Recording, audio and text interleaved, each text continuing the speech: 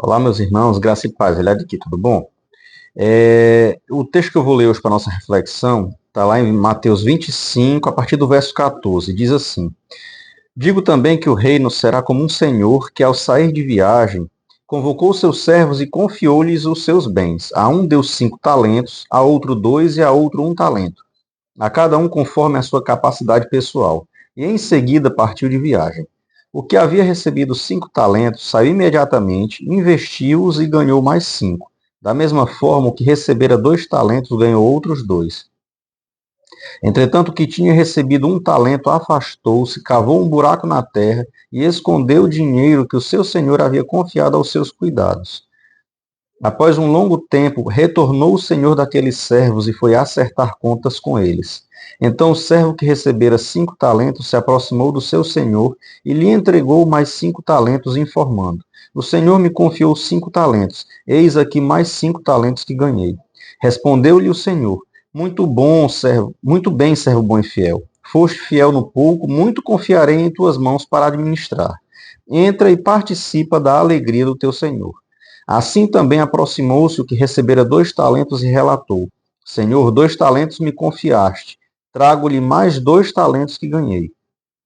O Senhor lhe disse: Muito bem, servo bom e fiel.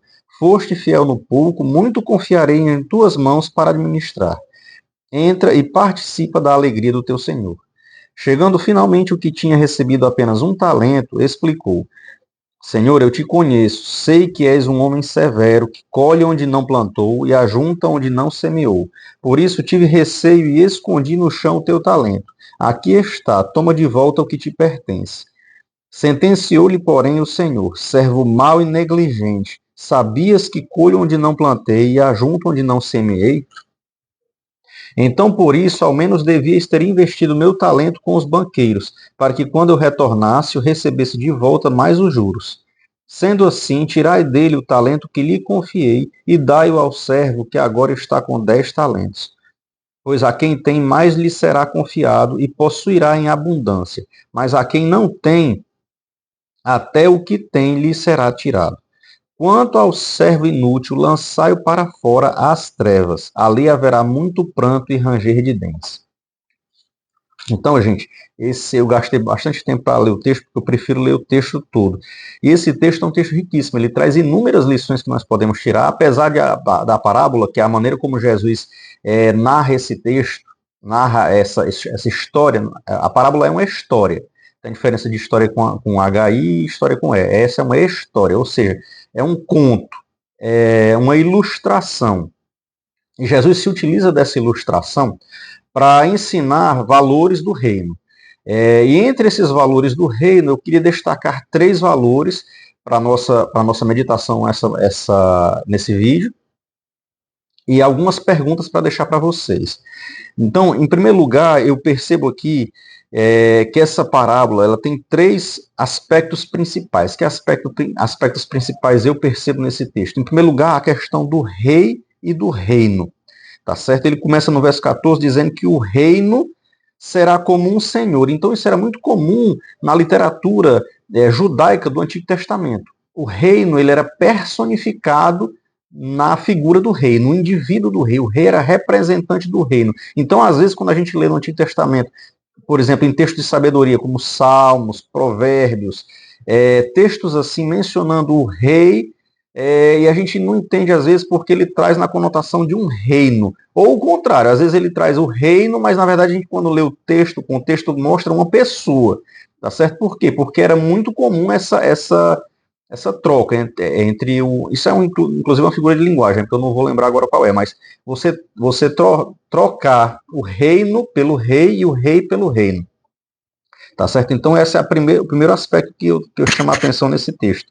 O segundo aspecto é a questão dos servos. Há aqui 2 servos, 2 tipos de servos. Existem 3 servos mas aqui no texto. E, na verdade, o texto, ele, como é uma parábola, ele não tem a intenção de dizer exaustivamente ou dizer exatamente quantos tipos de servo há, se tem um servo melhor que o outro, nesse sentido de, um servo 9, um servo 8, um servo 7, não é isso. Ele só está falando de 2 tipos de servos fiéis e o servo infiel, tá certo? Em terceiro lugar, a questão dos talentos. E os talentos, ele diz aqui de maneira bem clara, que o Senhor é a quem pertence os talentos, e ele distribui conforme lhe apraz, porque ele é rei, ele é soberano. E ele faz isso conforme a capacidade dos seus servos. Ele conhece os seus servos. Ele conhece os seus servos. Ele sabe o que cada um pode administrar, a maturidade que eles têm, tá certo? E os talentos, eu acho interessante, porque um talento, ele equivalia naquela época a 6.000 dias de trabalho, a 6.000 denários, a 6.000, equivalente a 6.000 dias de trabalho. Imagine 16 anos e meio de trabalho, aquele homem, aquele senhor confia àqueles servos. Mas além desses aspectos do rei, dos servos e dos talentos, eu queria deixar aqui algumas perguntas para a nossa reflexão. Na verdade, o que eu creio que é mais importante a gente extrair desse texto é justamente as questões de aplicação. Então, em primeiro lugar, que eu vejo aqui uma aplicação, uma pergunta para nós a respeito do rei. Esse rei, ele foi embora, mas diz o texto aqui que ele voltará. Ele voltará. Então, a minha pergunta para mim e para você hoje é a seguinte: será que nós temos nutrido expectativa no retorno do nosso rei? Será que a gente ainda considera essa certeza da sua volta como algo iminente, algo que pode acontecer a qualquer momento?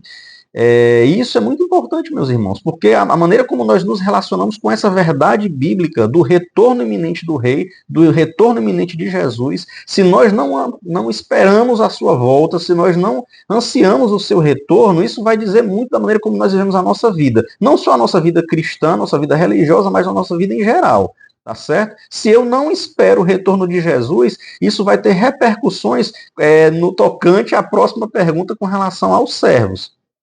Tá certo? Então a gente viu a questão, uma pergunta, uma reflexão a respeito do rei, agora uma reflexão a respeito dos servos. E aí minha pergunta que eu faço para mim e para você novamente é: será que eu tenho sido um bom servo, um servo fiel, ou um servo negligente, um servo displicente, em outras traduções diz a palavra preguiçoso? Será que eu tenho sido preguiçoso com as coisas de Deus? E aqui eu não vou entrar no método, porque senão ia se estender demais o vídeo, mas imagine tudo o que se passa na sua vida. Será que você tem agido de maneira fiel, de maneira responsável, diligente, se esforçando? Eu vou generalizar aqui, não só pelas coisas do Senhor, como um dom e talento ministerial que você usa na igreja ou em favor do reino, mas em relação a todas as coisas da sua vida. Tá certo? Então essa é a segunda pergunta para a nossa reflexão.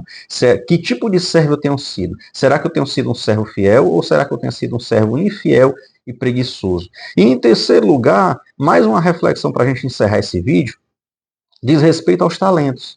Diz respeito aos talentos.